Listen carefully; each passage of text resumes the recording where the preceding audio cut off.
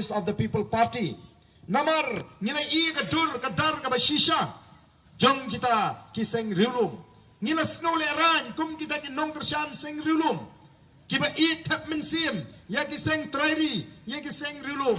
Namar ngila I hakini kisnam. Bakilong tang kita kiseng kiba kloy bansdien. Bat ka sorka. Lada sinsyar ka kongres kini kiasdien lang. Lada kesyan ke NPP kini kiasdien lang. Syuak election pat kia benye ke kongres. Kia benye ke NPP. Dia nak kata daw gen kinongelam NPP ke Sodom aseng rulung todong. Paya trei bat ni berok san senem mentar lajan election paya benye ngi ngin pensyong tenumbas sale. Kasemi kata ke kintian pensyong tenumbas nak kata daw. Haga jagaban kendit benriu. Haga jagaban kelabamut. Keren ko penban ni semua pengat tenumbas kyo. Kali kita apa penong upat ba ubitar usnuleran. Orang yang mentanya le ide satang ka Boys of the People Party.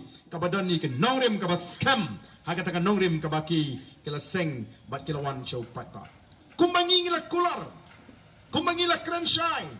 Baga Boys of the People Party. Kan sa shimno ya ka jaga jungi seng riulong. Haga ni ka jela ka jungi. Bat shisha klem artatin.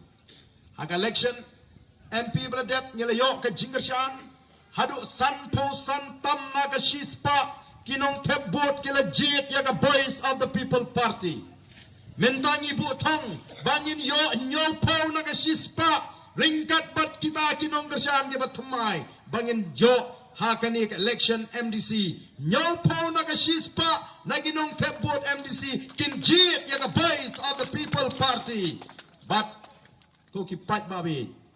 Kata kalau kejingyat linti. Kabangim ne haju nringi yat syafrang. Kumbaka ketiin kong yat syakmat yat syafrang. Kejingyat linti jong the Boys of the People Party. Kam shimra ne haju. Lais nem menta ngila yo ngila yat syafrang. Ngila job saungut ki Emily. Ngila job ki MP. But don kiba pinyasrim. Kibong baka ni ke jingjok. Jong ke VPP. Hak MP election. Kadai ke jingjok ya ke quarter final. Kyong kani ke